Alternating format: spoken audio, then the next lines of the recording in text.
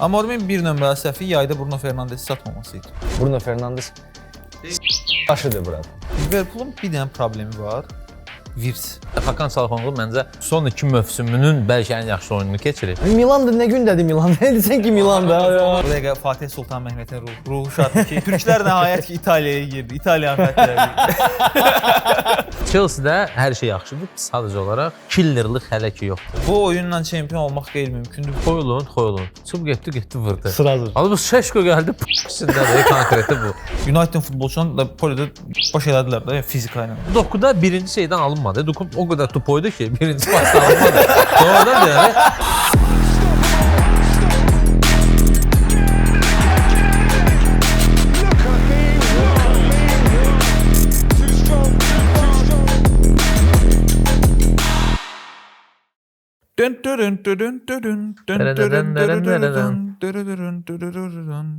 Mahımdan bildik ki İtalyadan başlayır. Bəli, seriyadan başlayırıq. özdə geyinib. Bəli, özüm də spesial. Konçenli klubun forması. Niyə Niyə də? belə deyirsən də? Niyə də? Mən Totaşın haqqında belə deyirəm. deyirəm. Interfanı, ay burası söndürdülər. Yoxdur. Inter formatların itirdiyi burada. Bəli, Yox, bəli. mən niyə Inter forması geyindim? Mən uzun aradan sonra bir seriya oyunundan bu qədər kayf almırdım. Amma bayaq səhv söz deyim. Ya bu seriyanın bu çəkiliş tərəfidir. Bu başqa dəyişin də. Valla oyunun bütün Muxtarı göndər ora. 100%. Muxan göndərmək lazım. Düşündü nə biraz? Bu seriyanı yeyər. Valla oyunun vizual tərəfi, o oyunun yaradıcı şeyini, o arasını tam yansıda Yes. bilmir. Çox pis idi. Elə bil biraz köynə kameralarla Ay, çəkilir. yaşa. Nəsə elə bir full HD deyil də HD. Köynə də o şey də o Renesans dövründən qalan da o. İspaniya, İngiltərə, İspaniyada İspaniya zordur, ha. İngiltərə bu mövsüm çatdı. Amma İspaniya bundan qabaq ucu İspaniya bundan belədir. qabaq. İspaniyada elə bir PlayStation oynayır. Daha doğrusu konkret zət.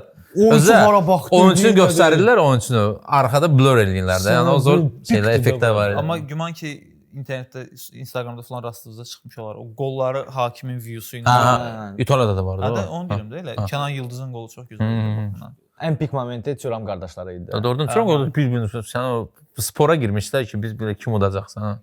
Okey, mən niyə istədim ki Juventus Inter oyundan başlayım? Həm dedim seriyada uzun illərdən sonra bir oyundan kayf alıram. İkincisi də bir türkçü olaraq 2 dənə türk orada haqqa verirdi. Bu dəqiqə Fatih Sultan Mehmet'in ruhu şaddır ki, Türklər nəhayət ki İtaliyaya girdi. İtalyan fəthləri. Kamran sənli salam. Hara geçən bir türkçülükür də. Yo, əslində şeydir, çox əla oyun idi. Heyf ki mən baxa bilmədim çünki mən öz bədbəxtlərimə baxırdım. Onun üçün biz Ələkbər abi ilə də siz danışın mən qulaq asın. Vaxtınızı dondurun zəhmət görürsən. Biz Ələkbər abi ilə giriş eləyək. Bu mənim şəxsi qənaətimdir. Bilmirəm, razılaşarsan, razılaşmazsan. Okey, Juventus qələbə qazandı. Təbrik edirəm 3 xal. Mənə elə gəlir ki, oyunda amma daha yaxşı tərəf Inter idi. Inter daha yaxşıdır 100%. Inter daha yaxşı oynayırdı. Oyunu çevirə bildiyi bir moment. Ümumiyyətlə Hakan Çalhanoğlu məncə son 2 mövsümünün bəlkə ən yaxşı oyununu keçirib. Özü fasilədən sonra. İcazə ilə bir dənə şey əlavə edeyim. İkinci qolundan sonra fikir verdiyin rejissorlar birinci Lautaro Martinezi göstərdilər. Sonra da Interin prezidentində bu yaydakı konflikt səbəbi. İtaliyada ümumiyyətlə dünən məsələn Milan Bologna oynayanda o Rov girdi oyuna. Rov girdi, sırası Rabionu göstərdilər ki, onların konflikt səbəbi. Meksikanski serialdır. Burası temada olmayan adam başa düşməz. Rov çıxır, niyə sən Rabionu göstərsin məsələn? Və istərsiniz temadan o türk serialları son illərdə İtaliyada çox satılır deyə o Turetski dramanı tutublar da seriya. Böyle türk oyuncular da çoxdur da. İmkan olsa mahnını qoşardılar. Yəni Hakan Çalhanoğlu zor qollar vardı. Kenan Yıldız super oynadı o heç.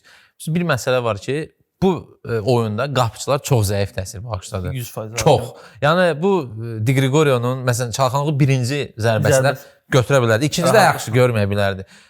Zommer vəhşi bir avırçılıqdır da. Bu Adjic, nə bilim ala Masazırdan udar vurdu. Özü bir sənə lap 9-luq deyildi də. Yəni Paul nəsə elə bilərdi. Vaxtım da var idi. Kenan Yıldız'a belə getdi də. Kurçəşdi. Kenan Yıldız kurçəşdi okey. Mən qollara baxdım. O Adjic'in qolu çox gözəl alındı. Prosta Sommer orada biraz yatdı elə bil. O kim gözlüdü ki, kimsə 92-ci dəqiqədə oradan udar vuracaq. O Erik Edman qolu yadındadır, Liverpool'a vurmuşdu, səhv eləmirəmsə. 50 metrdən qoydu 9-luğa. Yazıq qapıçı neynəsin? Adam bilir. Cavan uşaq. Amma patlatdı. söz və qüvvət elə bir o keçən mövsüm Barselona oyunlarındakı Sommeri yox da belə bir Mən baxdım. Temudan sifariş vermişlər. Mən baxdım onların proza qiymət, yəni nə qiymət qoyublar. Flashscore məsələn Di Gregorio 5.9 qoyub, Sommer 5.8. Yəni biabırçılıqdır da. Yəni Aynədir. Turam qardaşları da mərcə giriblər deyəsən ki, kim udacaq. Kefren Turam yəni çox super oynayır. 100% qardaşı qol vurandan sonra deyir ki, mən vurmalıyam bugün. Bugün mən udacağam. Amma Tudorun Juventusun da belə bir problem var da. Sən heyətə baxırsan, deyirsən ki, bu komandada kimlər normal bir oyun göstərə bilər. Məsələn, Adžič kimdir də? Yəni non name'dir də. Juventus hazırki onu tanımır. Mövsüm başlamazdan öncə Vlahoviçi satırdılar.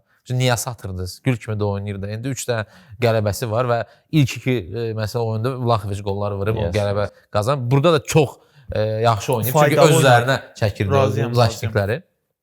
Yıldız vurdu, Adžič məsələn vurdu, uzaqdan zərbələr zətlər.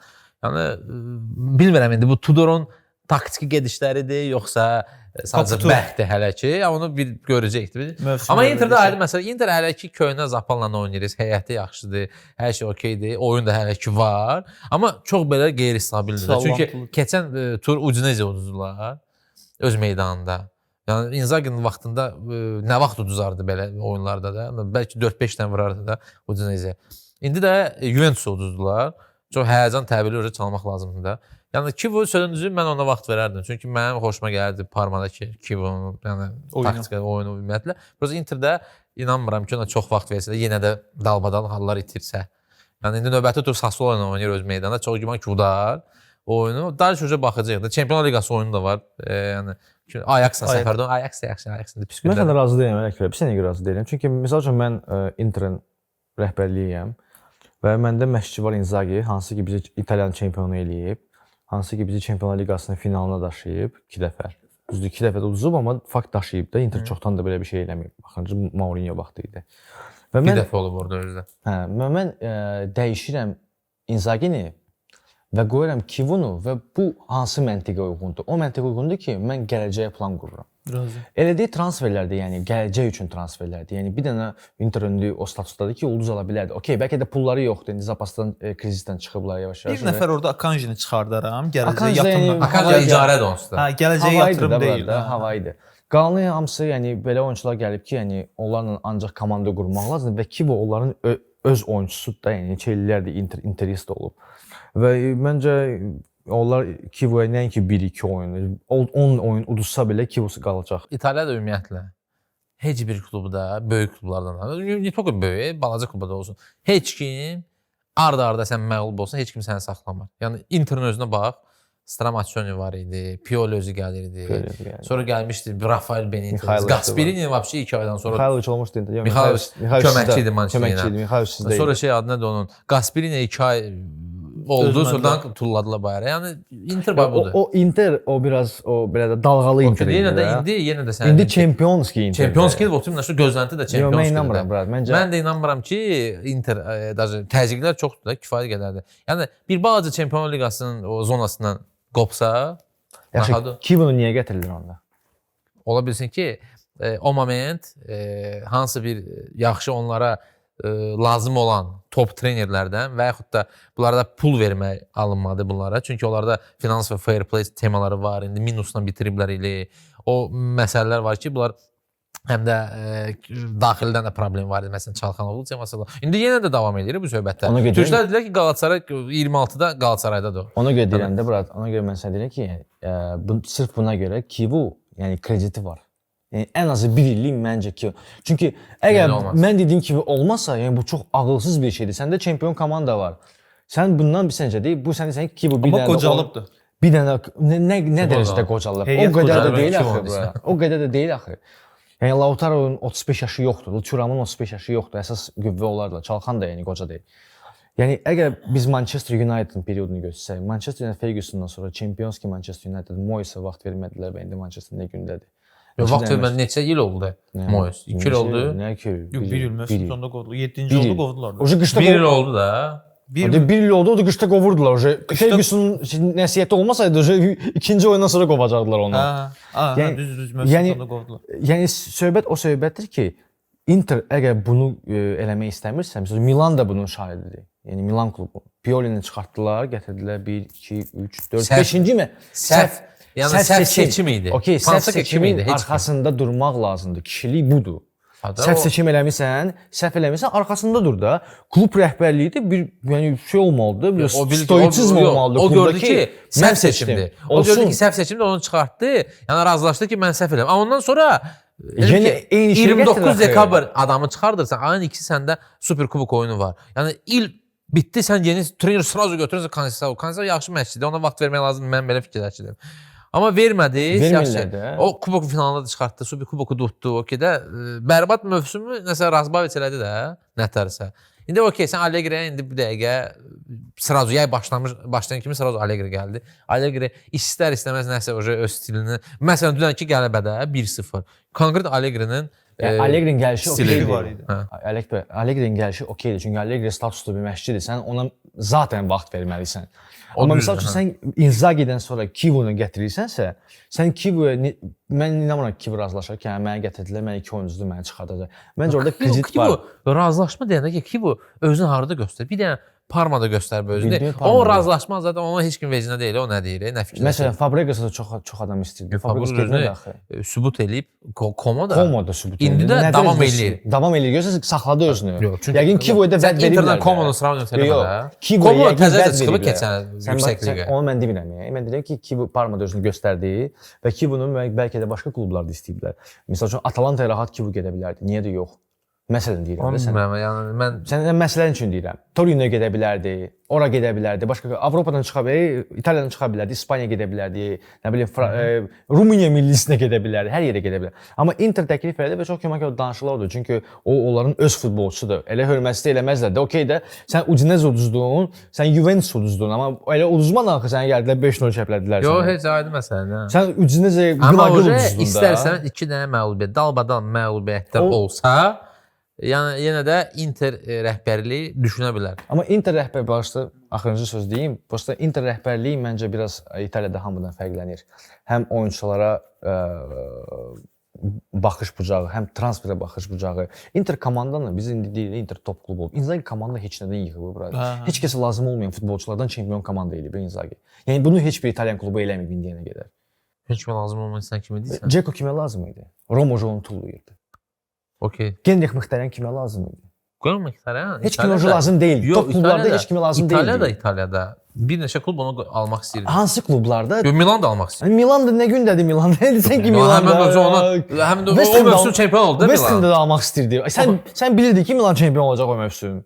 Yox, okey, bilmirəm. Okey, Heç kəs bilmirdi ki, heç bir stavka eləmirdi ki Milan çempion ola bilər. Niyə mən eləmişdim? Yəni yaxşı, sən adada keçirsən də mən də eləmişdim çünki mən də Milana simpatiyam var. Yəni belə komandalarla, yəni Thuram aldı. Thuram kefren Thuramı da Milan almaq istəyirdi yeri gəlmişkən. Marcus Thuram bura. Bax Inter'in taktikası. Bundesliga-da 15-dən çox vurmurdu. Inter'in taktikası bir sənədir. Luciano Muzova hələ demişdi. Inter baxır Milan kimlə maraqlanır, Juventus kimlə maraqlanır və gedir alır. Kefren Thuramın və Juventus azarkeşlərinin fərziyyəsidir. Yox, mən oxuyuram da gündə mətbuatı. Deyirlər. Milan mətbuatını. Yox, Milan yox. Carriera dello Sport məsələn. Milan şəhərin qəzetidir məsələn. Milan şəhərin qəzeti. Milan şəhərində tək Milandır. Allah əlbəttə. Məzanları var. Kimin azarkeş çoxdur? Yox, mən zarafat yanında dedim. Media kimin tərəfindədir? Əlbəttə ki Milan tərəfindədir. Berlusconi vaxtında olub. O qalıb da. Bax yazır ki, Milan Akanji ilə maraqlanır. Aha. 2 gün sonra Akanji uz Interdədir. Məsələn, Thuram həmən söhbət. Wolfsburgdadır da deyəsən. Hə. Milan maraqlandı, dınq Interə keçdi. Məsələn, Joffrey Kondogbiadi nədir? Onun vaxtından da belə söhbətlər var idi. Sonra David Suazo var idi Cagliari'də. O Milanda keçirdi. Risk gözlə. Luciano Moza yaxşı bir söz demişdi. Dedi ki, mən o Juventus'un vice-prezidenti olanda ya da texniki direktor olanda deyir ki, mən hara gedirdim, Internet scoutda mənim arxamca gəlirdi. Deyir ki, mən məsələn o oyunçunu almaq istəyirəm. Bunlar sırada riski Juventus 10 milyon, biz 20 milyon veririk. Belə hərəkətlər edir. Deyir ki, bir dəfə mən dedim ki, gəlmişəm Benfica'nın oyununa, Mırta gəlmişəm deyirlər. Hansı Nipanatlı bir qaqaş vardı, Mazambikdən zaten bilmirəm, adını da demişdi. Başladım öz ətrafımda olan dedim, oy da bu 5 nömrə var, əcdahadır, bunu almaq lazım, super oyuncudur, nə bilim, mən zırt-pırtı. Deyir ki, bunu alacağım, iyi hazırda güya da. Deyir ki, indi baxın nə olacaq da. Deyir ki, 3 gün sonra Inter onu alır. Ad yaddan çıxdılar, amma mən indi oxuyaram, taparam. İndi yox, sonra taparsan. Taparam. Bir də Nipanatlı bir qaqaş idi. Ad lazımdır mənə. Amma bu sənin dediyin fərziyyədən indi fərziyyədə mən belə başa düşdüm Hələ ki, bayanda falan.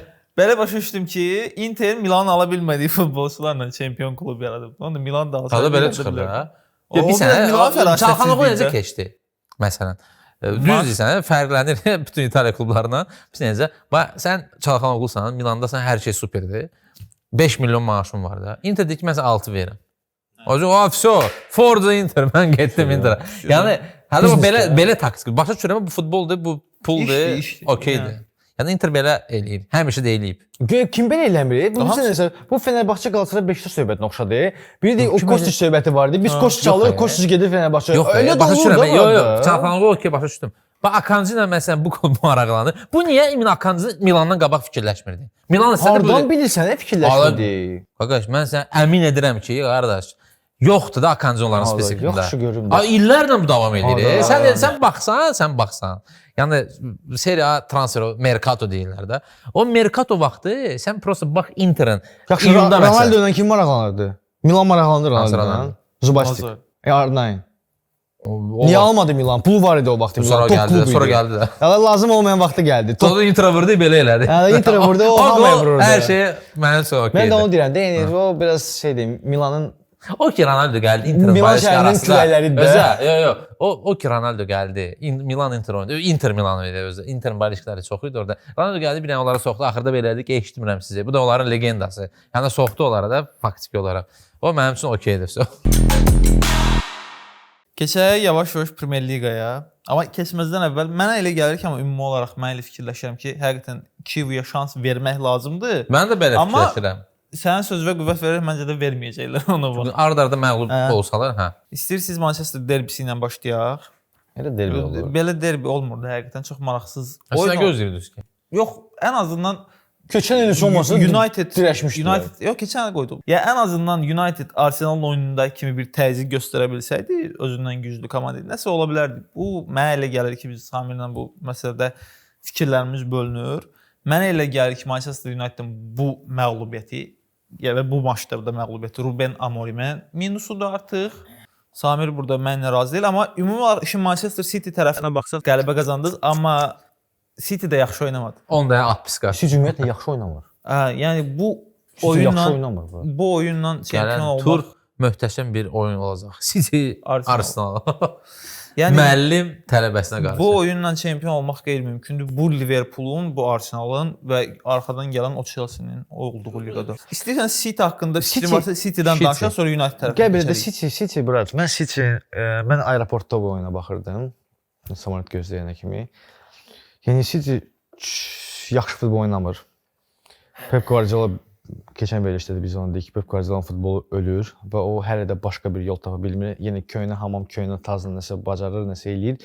Amma misal üçün biz yəni lazım deyil də nəsə fərziyyə etmək. 2 tur qaldı. Biz gördük ki, City'yə qarşı oynamaq olar və bunu rahatlıqla komandalar eləyirlər. Artıq City o dərəcədə dominant deyil. Sən deyirsən Liverpool o deyil indi bu mövsüm, amma Liverpool hər oyunda dominant idi, hər oyunda. Sadəcə Liverpool bəzi oyunlarda sonuncu dəqiqədə qol vururdu. Bu da dominansiyanın bir növüdür. Buna da qayıdacağıq biz. Manchester United pis başlamadı. Hətta mən yazdım ki, yəni Manchester United həmişə dirəşirdə indi. Nə vəziyyətdə olsa Manchester United Manchester City-ni dəyişir. Məsələn Liverpool gəlir 7-dən qoyur Manchester United, City qoya bilmir ona qədər. Amma bu dəfə nəsə mən çox şey elədim və Haalandın 2 dənə qoldu. Yəni Haaland da indi Haaland çoxlar deyirdi ki, Cristiano Ronaldo səviyyəsində olacaq, Messi. Yox. Haaland orada bir moment var idi. Heç Mbappe səviyyəsində də olmayacaq. Birəbir Mbappe Haalanddan çox böyük futbolçudur. Birəbir vəziyyətdə Haaland oyunçunu keçə bilmirdi. Birəbir vəziyyətdə. Və o futbolçu da Delikt da, yəni bu bir Virgil van Dijk deyil yəni. Delikdir. Hər iki qol da, yəni orada yenə köynə hamam, köynə taz, Doku keçdi, Naves, Bernardo Silva'nın pası. Sevinirəm ki, Foden qol vurdu. Foden artıq zədələrdən sonra qayıtdı və normal bir oyun keçirdi əslində. Manchester çox zəif. Sadəcə razı deyiləm ki, niyə görə deyirsən Amorim'in səhvidir. Manchester United heyətində bir dənə də world class futbolçu yoxdur. Bruno Fernandes başıdır brat. Yəni bir başıdır Bruno Fernandes brat. Yəni bu oyunçu komandaya lazım deyil. Yəni Timboli bu kapitan. Okey, sən vaxtı ki, nəsə eləmirsən, amma biz başa düşdük ki, bəlkə də elə meydanda qatan oyunculardan biri elə sənsən. Yəni Bruno Fernandes olaraq. Bruno Fernandes Lider kapitan deyil. Bruno Fernandes lider deyil. Ona doğru pas atır, düzgün pas atmada cavan oğlandır. Oturur buna sifət eləyir, çevirir. Elə kapitan olur. Nə bilim, Manchesterdə ən yaxşı oyun sərgiləyən oyunçu Diallo'dur. Diallo'dan bir də Mbemo. Mbemo çox əla idi. Və Diallo, Mbemo bunlar oynayırlar. Bruno Fernandes deyirsən, Amorimin səhvi. Amorimin səhvi bizə bir şey dedi. Bruno Fernandes'in oynaması. Amma məncə burada problem odur ki, yəni Mason Mount stabil deyil. Mason Mount yenə zədələndi. Çünki Amorim gələndən bəri demişdi ki, mən oyunumu Mason Mount üzərindən quracağam. Və Mason Mount hətta Tuchel demişdi, mən birinci dəfədir ki, Mason Mount'u belə vəziyyətdə görürəm. Öz Çempionlar Liqasından, Chelsea-dən sonra. Ondan sonra. Yəni Mason Mount çox əla başlamışdı 2 tura, çox əla oyun sərgiləyirdi. Bruno Fernandes hamısını hər şey s**tırdı. Bruno Fernandes penaltini vura bilmədi. Yəni bu kapitan deyil də. Necə ki misal üçün Odegaard kapitan deyil. Hər dəfə Tony Adams deyir, Arsenal kapitanı Declan Rice olmalıdır. Odegaard kapitan olana kimi Arsenal çempion olmayacaq. Və bu düzgün bir şeydir. Slutsky özü çıxıb deyir, Odegaard özünə güvənməyən bir insandır. Bu minus deyil, bu bir şey deyil. Slutsky də. Slutsky adını utandı. Məsələn, Vitis'də. Vitis'də olub öyle. Odegaard ilə Slutsky olub da bura. Deyib ki, mən çağırmışdım Odegaard'ı, dedilər ki, Real Madriddən gəlib, mən izləyirdim falan edirdim. Və baxıram ki, bu özünə diqqəti çox hiss eləyir və özünü itirir hər dəfə Odegaard. Mən ona yaxınlaşdım, dedim ki, qaqaş, sənin 18 yaşın var. Elə 18 yaşlı uşaq kimi oyna. Odegaard həmin son 15 gol, 17 asist elədi. Nəsə belə bir şey elədi Hollandiyada. Və sonra Arsenal. Sonra Real Sociedad'a keçdi, orada da parladı, sonra Arsenal'a. Amma Odegaard kapitan deyil. Yəni kapitan mesela Declan Rice'dır. Burada da Manchester United'da. Mən bilmirəm Manchester United kapitan kim olmalı. Yoxdur elə. Kapitan yoxdur Manchester United'da. United'da. Yəni Bruno Fernandes ancaq 6 ay bayandır. kapitanın yoxluğunda Bruno Fernandes kapitandır. Kapitan yoxdur, lider yoxdur. Mount zədələri olmasa Mount kapitan ola bilərdi rahatlıqla. Amma Manchester United yenə deyir ki, Amorim deyir ki, taktikası işləmir. Conte taktikası işlədi axı. 3-4-3 Conte işlədi axı. 3-5-2 Conte işlədi axı. Manchester United bu taktika çox yararlıdır. Mazraoui, Dalot, Diallo, Mbeumo, Cunha, Dorga. Kim istəyirsən var da lüboy şey. Yəni Amorim misal üçün West Ham'a elə belə gəlmədi. Çünki Amorim baxdı ki, West Ham da okey, indi West Ham daha status olaraq. İndi son rəqəmlər olaraq Manchester'dan bəlkə yüksək klubdur, amma status olaraq əlbəttə ki Manchester daha böyük klubdur. Sadəcə Amorim baxdı West Ham'a ki, yəni bu komanda 3-4-3 alınmır. Necə ki Potter gəldi s**dıq, biz indi s**dıq, amma nəysə də Amorim baxdı ki, Manchester United alınır da, hətta o Manchester United'la alınır 3-4-3. Liverpool'la əla oyun keçirtdi. Manchester City'lə əla oyun keçirtdi. O da amma Diallo'nun hesabına. Avropa Liqasının finala, yəni 3-4-3-ün hesabına gəldilər də. Sadəcə komanda oynamaq istəmir. Okey, bitirdin sən, keçək işin mən tərəfinə. Mən Amorimin səhvlərindən başlayım. De. Amorimin bir nömrəli səhvi yayda Bruno Fernandesi satmaması idi. Eyni, razıyam. Burada razıyam. Bax, Matheus Cunha'nı almışdınız. Mbeumo'nu almışdınız. Bu sənin sistemində o insider winger anlayışı var da 9 nömrənin arxasında, hansı ki Tuchel'də də Mount'un mövqeyi dönürdü. 2 dənə 10 nömrən var. Bu Bruno Fernandes sənə nəyivə lazımdır? Bunu sən 8 nömrə oynatmaq istəyirsən, görürsən ki, oynaya bilmir. Sənə ortada, biz yadda da Fulham oyununda 1-1 oynadıqlarında səninlə danışırdıq ki, United futbolçularını da polidə baş elədilər də, fizika ilə, bacarmırlar. Bu City oyunun əvvəlində, City'nin one-on-one'larına baxaqda, Doku ilə Yoro, fiziki olaraq Yoro daha güclüdür. Bernardo Silva ilə Dorgu daha fiziki olaraq, Dorgu yeyirdi Bernardo Silva. Ən zəif yeri Bruno Fernandes idi, yarım müdafiədə. Rodri. Qabağında da Rodri var. Sən niyə Fernandesi oyuna buraxsan, Temboli səndə Mount da zədəldir, Cunha da zədəldir. Əvvəlki oyunlarda kimi at Amad Diallo'nu sağa, işdəsində də arxa qabaq. Mbeumo ilə Bruno Fernandes bir dəfə 10 nömrə oynasın ki, Bruno'nun United Prime 10 nömrə idi Ole'nin vaxtında. Sən bu 8 nömrə niyə yoxluyursan? At ortaya çıxaq Mbeumo main oynayan ki, oyuna girəndən sonra United oyununu canlandıran faktor idi. Bunu da niyə oynatmır başım? Diallo flanga keçəndən sonra dalbadal. O da oradan işlədi. Sağ flangdan. Ugarte ilə Main'i orta sahəvi saxlayardı. Bir də Luke Shaw məsələsi. Doku'nun qolunda, daha doğrusu Foden qolunda. Luke Shaw'un səhvidir. Çok zəif idi. Çox zəif. Adam Biz Doku'da birinci şeydən alınmadı. Doku o qədər top oydu ki, birinci pasda alınmadı. Sonradan yəni planda o deyildi onda. ideal şərait idi bu. Və səndə zamində Maguire var ki sən gələndən sonra Maguire olub. Səndə zamanda Arsenaldan hansı ki Arteta göndərmək istəmirdi, rəhbərliyi aldı onu. Aiden Heaven var, sol ayaqlı, fizikası canavar kimi atma Haalandın qabağına görünür. Yəni Doku Euro ilə bacarmadı, gördü burada bir dənə çurban var. Haalandın ikinci qolunda da onun səhvi var idi. Eyni. Ki Altay məsələsi. Yəni Altay əvvəlki oyunlarda qədər böyük bir səhvləri yox idi. Okey, çıxışda var deyib. Necə ki Donnarumma, Mbeumo epizodunu save elədi. Masterclass göstərir ki, qardaş, onu elə çıxmırlar, onu belə çıxırlar. Tezə qapı çalmısan, niyə zamində? Açıq bura, Bayandır nəyi tutmalı idi ki, tutmadı. Hə, ki Bayandır yaxşı da oynadı məncə. Yaxşı da oynadı. Bir dənə səhvi var, o da düzəltmişdi onu oyun əvvəlində.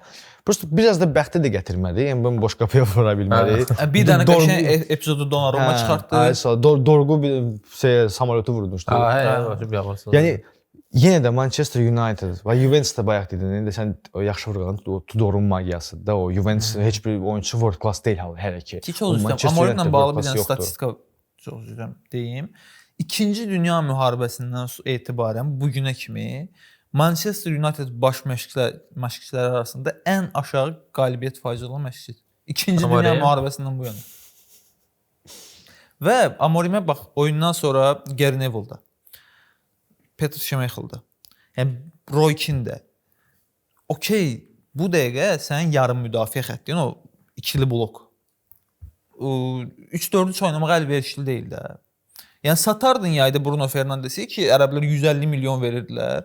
Balebanda alardın, yanında bir dənə ikinci Balebada alardın da o pula. Onsuz da 2 dənə 10 nömrə var, Mount'un da var. Amat Diallo da 10 nömrə oynayır. Sən Bruno Fernandesi ehtiyacın yoxdur. Satmadın. İndi heç olmasa müvəqqəti olaraq bir 4-3-3-ə çevir. O Bruno'nu at, bəlkə sən demişsən Zaminə Main oynasın orada. Yəni dirəşmə də bu. Mən Amorimin yanaşmasını bəyənirəm ki, o oyundan sonra da özü dedi.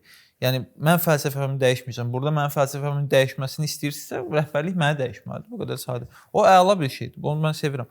Amma Bruno o deyil də. Mən sizə bir söz deyim. Bu qədər Portuqal mafiyası oynamayın da. Amorim, yəni can atmırdı Manchesterə. Manchester United can atırdı ki, Amorim gəlsin. Onun üçün qovmurlar. Ona görə Amorim deyir ki, mən belə oynayıram. O sözü də boş yerinə demir. Çünki bilir ki, Redcliffe onu göndərməyəcək.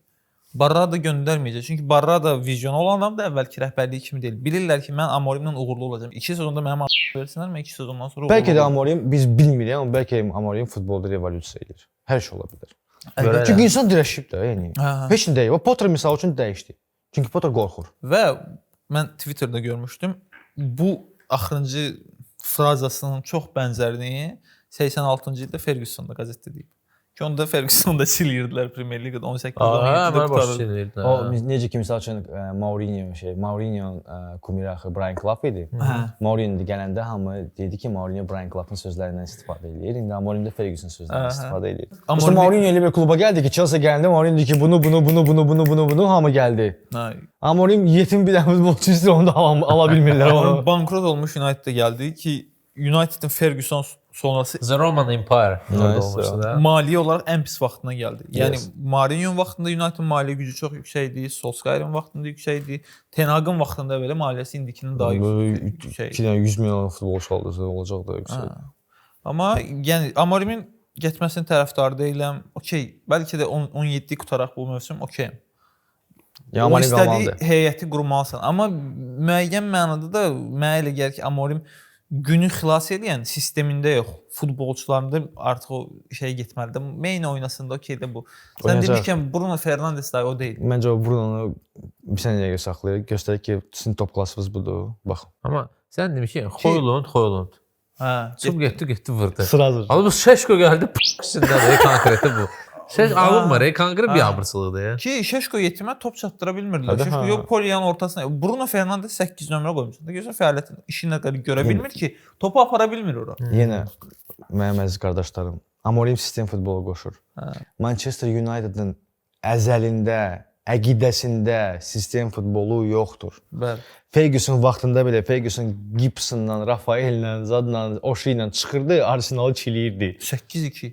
Yəni çünki o sistem deyil, o motivasiyadır. Mentallıqdır, heç nə. Şey. Amorim isə sistem gətirmək istəyir. Elə bir kluba sistem gətirmək istəyir ki, o klubda sistemi niyə görə Van Gaal'dan alınmır? Çünki Van Gaal də sistem gətirmək istəyirdi.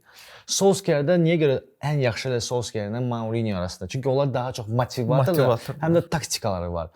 Və Amorim isə motivator deyil. Amorim görmüsən məşqlərdə oturur, baxır, futbolçulara uzaqdan baxır. Ayağın qoyur, ayağın. Mən ayağın üstünə baxırdı ki, ay yaxşı, bunlar nə edirlər? O şey replikası çox yaxşı deyir. Bəzən 20 il qalmaq istəyirəm, bəzən deyir sabah getmək istəyirəm. Bəzən futbolçularımı çox sevirəm, bəzən nifrət edirəm. Ay sağ. Yəni çünki Amorim müəllimdir. O deyir ki, bunun düsturu vardı. Bu belədir, bu belədir. Sən buradan keçəndə sən bunu bilirsən, buradan pas verməlisən, oradan getməlisən. Qutardı, getdi. Bunlar da bunu istəmirlər. Zaten bunu bacarmırlar. Çünki klubun fəlsəfəsi odur. Luke Shaw 3 müdafiəçi oynaya bilir. Luke Shaw birincisi ingilisdir. İkincisi 70 ildir zədəlidir. Üçüncüsü də Luke Shaw yəni Southampton'da oynamalıdır. Ki orada da zamində oturur. Orada bəlkə də zamində oturur. Keçək mənim ən sevdiyim kluba Arsenal. Mən Arsenal xeytir deyiləm. Adımı qoyublar belə. Göstər də forman geymişəm. Amma Arteta düz indi Nottingham Forest'da sən dedin indi Nottingham Forest. Biz də Nottingham Forest 3-0 udmuşuq. Nə olsun Nottingham Forest yaxşı. Məncə Arteta udmadı da Eze ilə Gyökeres tutdu Nottingham Eze ilə Forest. Gyökeres tutdu. İkinci taymda artıq Eze səndə Eze var da, sən Eze'dən futbol oynamırsan da. Bu Declan Rice girməyənə qədər bu Zubimendi, Merino, Nwaneri topu fırladırdılar. Bu qabağa kimsə pas verin də, səndə Eze var, amma Martinelli deyil. Öyrəşmirlər yazıqlar.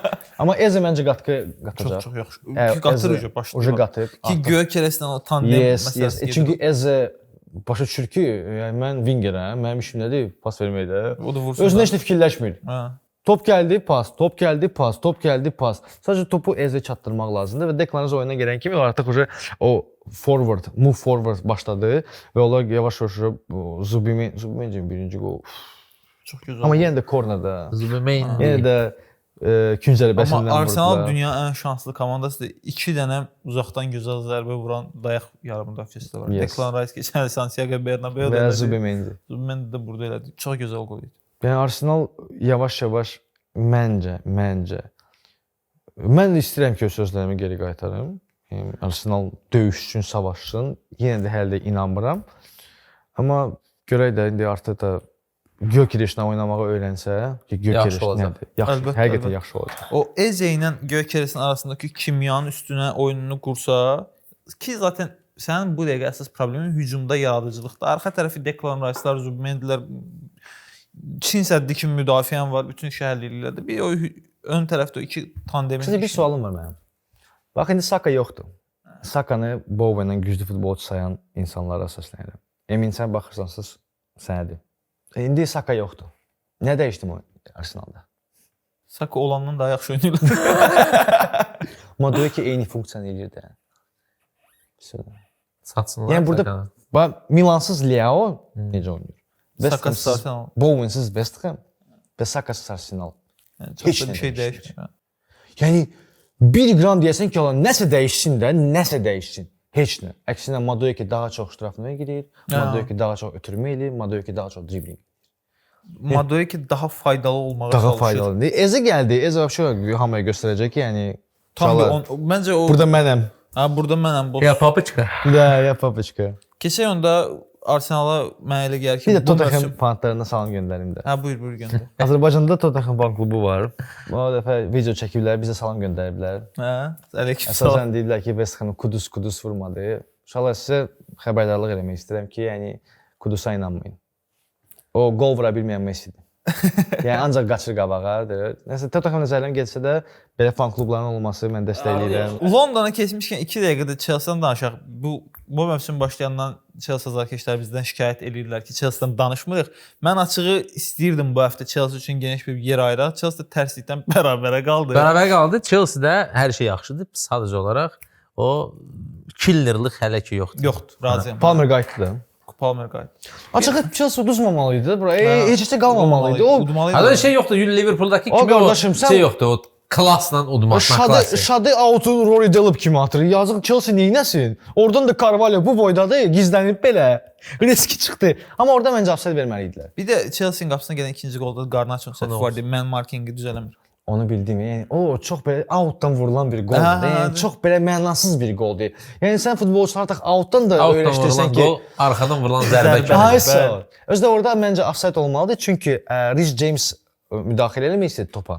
Lautaro da Reece James'lə bir yerdə idi. Lautaro'nun ayağı offside-də idi. Sadəcə Lautaro'nun ayağı topa dəymədi deyə Carvalho'nun qolu sayıldı. Amma mən hələ də fikirləşirəm ki, bu offside-dir. Necə ki, misal üçün son oyunda İnqilab Məmmədov çox əla bir seçim elədi Neftçinin oyunda. Siz Sabahın desən əli. Ayson. Orada əldir. Yəni yerdə əl. Vara getdi, baxdı, var dedi ki, əl yoxdur. Yəni bu insan əl üstə yıxılmır. O əlini qoyub qalxırdı və top ələ dəyir. Ya orada bir dənə məsələ var. O məsələ yoxdur orada. Ya qulaq da Azərbaycan futbolundan əgər biz ekskurs eləyiriksə, keçən mövsüm açıq-aşkar yenə də Sabahdır Neftçi. Neftçi Sabah o meydanda oynayırdı. Mikkelsin ayağını Yuri Matias demək olar ki, Ştrafnoyda əməlli başı patkata girdi. Penalti də verilmədi, heç nə verilmədi, vara da baxılmadı. Həmən sudyanı da tulladılar. İndi taksivatlıq eləyir. Bu yaxınlara çıxmışdı o şey. Məncə 100% ona görə axşam qayıdıb 1-1 oldu da, 1-1 oldu hesab. Elə olmur da, elə şey var. Ya Azərbaycan futbolunda olur. Azərbaycan futbolunda olur. Yaxşı, indi qaydaq Premier Liga futboluna. Liverpool'a keçək icazə bizdə. Chelsea ilə bağlı demək istəyirsə qaldı. Chelsea əladır, Chelsea çox əla. Palmer də qayıtdı nəhayət ki. Palmerlə gələn kimi 5 dəqiqə qol vurdu dərhal. Chelsea oyunu aparmalı idi. Sadəcə biraz yenə komanda təcrübəsizdir. Komanda cavandır. Sən dediyin Qarnaç söhbəti. Orada Qarnaç topu biraz uzatmalı idi. Yenə Yamal Inter söhbəti. Yamal getdi hücuma, amma çox cavandılar. Belə də temperamenti jivoydular. Garnaço'nun belində o United'dəki pis oğlan damğası da var. Ondan da sıyrılmaq istəyir. Amma bir dənə şey deyim. Bu mövsüm Premier Liqada 9 nömrələr çox belə qaynayır. Chelsea'nin 9 nömrəsi João Pedro. Canavar, çox gözəldir. Pik. Həm 9 nömrə, həm false nine, həm nə bilim overall striker olaraq João Pedro hər şey edir meydanda. João Pedro'dan söhbət açılmışkən mən də onu bizim Fantasy Liqada öz heyətimə qatdım. Buradan bizim Fantasy Liqanda bir kiçik anonsunu eləyim. Bizdə aşağıda açıqlamalarda login və parol olacaq. Biz də oyundayıq, düzdür. Vuvuzeladan heç kim düzəməlli vəziyyətdə deyil. Mən bu mövsüm, yəni həyatımda ilk dəfə Fantasy oynayıram. Samir elə belə, Samir 2 həftədir məndən aşağıda. Hətta axırıncı yerdə. Mən kimi seçdim, hamı zədələndi. Bizdə biraz normalni şeydir, Ziyadır. Ziyamışmış oynayır altdan. 200 ChatGPT-yə də help. Please help. O məndə fantasydən başlayırsa, ən böyük günahkarlardan biri mənim Liverpoolumdur da. Liverpooldan çox oyuncu salıram. Salah bir dənə qol vurur. O da penaltidən. O da 90-cı dəqiqədə. Rekord qırıb da Liverpool bilirsən bu həftə. Liverpool ən çox penalti təkən. Premier Liga tarixində ilk dəfədir son 10 dəqiqədə qol vurub arxa-arxaya 4 qələbə qazanan ilk komandadır. Opa, qəşəng. Özə bu il oldu. Bu ildə bütün oyunu axırda vururlar da. Amma çoxlar deyəcək ki, bəxti gətirir. Bəxti gətirmir. Əgər bir komanda oyunun 100% vaxtını o biri komandanın cərimə meydançasının ətrafında keçirirsə, orada istənilən bir hərəkət ola bilər ki, yəni penaltiyə gətirəcək. Çünki nə qədər müdafiə olunma olar. Yəni Sean Dyche getdi, amma Burnley Sean Dyche olaraq qaldı. Scott Parker da aşağı yeni futbol. Yox, Parker daha biraz yaxşıdır. Fulham'da daha biraz kreativ futbol göstərdi. Burada amma elə biraz. Amma burada okey, başa düşürəm Liverpool'dur. 500 milyonluq, yəni 1 milyardlıq sastavı var, razıyam. Yəni amma o qədər də yox da, yəni. Axır əvvəl mən bilirdim o deyirlər ki, Liverpool ancaq başladı Naves. Bu köhnə qaydadır. O müdafiəyə qarşı başqa nə edirsən? Kimsə avtobus oynayırsa, sən topu göndər cərimə meydançasına. Orada ya penalti olacaq, əlinə kim istəyəcək, ya kimsə itələyəcək, ya da qapıçı səhv eləyəcək.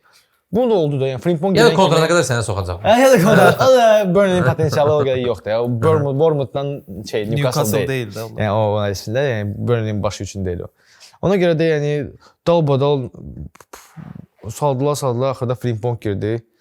Elədi. Yəni bu normaldır. Yəni Liverpool sadəcə deyirlər ki, Liverpool zəifləyib, Liverpool yəni gözləntiləri şey eləmir də. Liverpoolun bir dənə problemi var. Virs. Virsi necə türklər demişən konumlandıracağını tapa bilsə bomba olacaq. Mən onu gətirirdim. Liverpool keçən ildə avtobus oynayan komandadan problem çəkirdi, əziyyət çəkirdi. Və ona görə Liverpool Virtsi aldı ki, yəni belə bir oyunçu alsın ki, Iniesta tipli oyunçu alsın ki, bu müdafiəni aça bilsin. Virts hələ də öz oyununu aça bilmir. Qaldı ki, hansı müdafiəni açsın. Və plus Arne Slot'un belinə də Soboslay elə bir məsuliyyət qoydu ki, Yəni qad modaçıdır bu mövsüm. Sabahçılar. Okey, sən mənim üstümə dünyanın bahalı 10 nömrə transfer edirsən, ala. Alasan. Gəl indi gör nə edirəm mən sən Virts də bilmirəm. İndi Çox Virts böyük bir dilemmadır məncə Arne Slot üçün. Məncə orada komandada yəni vəziyyət yaxşıdır. Psixoloji olaraq hamı bir-birinə dostluq eləyir falan. Ona görə Ki məncə Kloppun vaxtında Liverpoolda bu həmişə var. Yes, Virtsə biraz vaxt lazımdır. Prosta Virts öyrəşməyib çox. Almaniyada futbol daha açıqdır. Biraz da fizika lazımdır. Biraz da fizika. Fizika var da, məsəl üçün Sabasalay, Makalistr kömək eləyirlər də orada. Təmizləyirlər bəzi şeyləri. Virtsə sadəcə başqa bir vision lazımdır. Bu artıq Almaniya futbolu deyil ki, yəni burada məsəl üçün sən texnikalsın, sən 2 nəfər sağ sənin üstünə cumur. Almaniyada məsəl üçün belə deyil mən gördüyüm qədər. Amma burada biraz çətindir və ona görə də daha sürətli, daha tez fikirləşmək lazımdır. Mən inanıram ki, yəni bir sözü tapacaq, çünki yenə belə bir flop görmək istəmirəm. Mən də. Ki mənə elə gəlir ki, Liverpoolun bu mövsümki flopu Virts olmayacaq. Toparlanacaq Virts. Yavaş-yavaş keçək bir La Ligaya. Düzdür, La Ligada belə çox da belə ağız dolusu danışılası bir şey yox. Barcelona aydın məsələ. Barcelona aydın məsələdir. İkinci hissəsinə baxdım mən oyunun və həqiqətən mən hərdən görürdüm xüsusilə Real Madrid keçdərkən yəni Yamalın üstünə yıxılıb oyun oynayırlar. Yamal yox idi. Roni Barca yeni transferlər oradaydı. Gözəl futbol oynadı. Valencia hər mövsüm 4-5 top onsuz da bura. O başa düşür. Yox, amma mexanizm olaraq saat kimi işləyirlər. Yox, 100%. Aşağı-yuxarı eyni səviyyədə rəqiblərlə Real da oynayır, amma Realın oyunda sən o mexanizmləri görə bilmirsən. Real biraz çətinlik. Arda Turan məqq eləsin, Mbappé məqq eləsin ki, oyun aça bilsin. Arda Turan yox, Arda Gülər. Arda Gülər. Arda Turan şəxsiyyətən magic eləyir. O Şevçenko'yu da qoyduğu günlərin mətbuat konfransında. Arda? Hə. Nə dedi? Penal epizod olub nəsə, Şaxtyorun əleyhinə qərar veriblər, amma səhv olub da. Orada deyəsə hakimlər Kurasiyasda Serie A-dan gəlib. Şevçenko da orada vəzifəlidir, deyilmi? Bəs federasiya prezidenti də. AFA-nın rəhbəri. Hə, Şaxtyorun əleyhinə qərar veriblər. UAFA. Arda Turan da söz soxub ki, yəni Şevçenko oynadığı səviyyələrdə mən də oynamışam. Yadına salsın görə burada elədiyi səhvi seriyada eləsəydilər nə olardı falan. Ki Nipalın özü reklam elədi. Mən də o səviyyədə oynamışam. Ki oynayıb da o fakt məncə. Qəşəng. Hə, belə. Ya Real İspaniyada mən açıq deyim, Barcelona oyununa baxa bilmədim. Sən dünyanın ən maraqlı oyununa baxmısan. Mən dünyanın ən maraqlı Atletico Madridlə Villarreal-a baxmışam. Necədir Çox maraqlıdır ki, çox maraqlıdır ki, Villarreal belə bomba gedirdi. Atletico pis gündə gedirdi. Atletico Madrid hamıya uduzdu, gəldi Villarreal. Mən də maraqlıydı. Atletico Madriddə o şey var həmişə. O belə ondan sonra yenə də Capote Getafe'yə də uduzar. Bomba gedən komandaları zaybat eləmək xasiyyəti var. Çünki bomba gedən komandalar Atletico'ya qarşı açıq futbol oynayırlar. Bu da onların problemidir. Ki bu mövsümdə pis başlayıb deyə güman ki, ciddiyə də almayıblar. Belə də yox. Məsəl üçün Getafe'lər falan yəni Atletico oynadı müdafiə. Məsələn Atletico özü müdafiədə oynayır. Ona qarşı komanda da müdafiədə oynayır. Topla kimsə oynamalıdır. Atletico topla oynaya bilmir. Ona görə də məsəl üçün amma Villarreal burada özündən oyuna başladı və təzə transfer elədi Miko Tadze falan, doğrultmalıdılar özünü və Atletico əla kontrol edirdi, əla toplar, müdafiəsi zordur Atletico həmişə kimi də. Və indi bilmirəm, indi Simeone çox qınayırlar, nəinki biz də qınadıq onu. Qınadıq deyəndə ki, bu sadəcə fikrimizi söylədi, amma media, İspan mediası ümumiyyətlə çox qınayır ki, Simeone artıq getməlidir. Bəzən ümumiyyətlə belə bir fikir bu yaxınlarda eşitmişəm mən, hansısa bir ya idman jurnalisti, ya idman blogeri, yadımda deyil. Qayıt deyib ki, yəni Atletico Madrid, Simeone Atletico Madrid'i dirçəldi, qaldırdı və Simeone hər şey eləyir ki, Atletico Madrid həmişə üçüncü olsun. Çünki Simeone'un mentallığı birinci olmaq mentallığı deyil. Simeone'un mentallığı müdafiə olmaq mentallığı. Rəqabətçi komandadır, çempion komanda deyil. Yəni Simeone cəngavər deyil, Simeone ancaq müdafiə olunan bir şeydir. Bu Qavada oturan bizim sevdiyimiz filmdə məşhur bir fraza var. Ya qəhrəman kimi ölməlisən, ya da pisə çevriləcək qədər uzun yaşamalısan. Simeone bu dəqiqə yaşadığı odur. Və biz deyirik Pepin futbolu köhnəlir. Pepin futbolu köhnəlirsə, Simeone'nin futbolu dəyişmir. Porruyur yəni. Dəyişmir. O dəyişmir, heç nə dəyişmir və Simeone və orada jurnalist çox əla bir stat idi. Tərcümə etməyə çalışıram arasında onu. Bildirir ki, yəni Atletico Simeone olmasaydı, son 5 il Simeone olmasaydı Atletico bəlkə də 3 dəfə çempion olardı. Çünki Atletico artıq çempionluğa oynamalı bir komandadır. Və həmin vaxtda Real'la Barcelona da köhnə Real Barcelona deyildi. Heyətə baxanda, hal-hazırda da heyətə baxanda indi Rafinha'nı, Pedri'ni və даже Rafinha yox, Pedri'nin Yamal çıxmaq şərti ilə Atletico Madridin heyəti Barcelona heyətindən güclüdür. Təcrübə, təcrübə, oyun statüsü, amma onları oynatmaq var da. Yəni Simeone də onu məşqçi faktordur artıq. 100%. Nəysə, bu həftəyi yekunlaşdıraq. Ümid edirik ki, gələn həftə La Liqada maraqlı oyunlar olar. Serie A və Premier Liqaya vaxt ayırdığımız qədər vaxt ayırarıq. Sonda da bu yeni sezon formalarına görə bizim forma tərəfdaşımız Tim Sura da təşəkkürlərimi bildirirəm. Sağ olsun. Bunu evə aparım da. Olar. Apardım. Gələn həftə görüşənə də öpürəm bağrımı basın hər birinizi.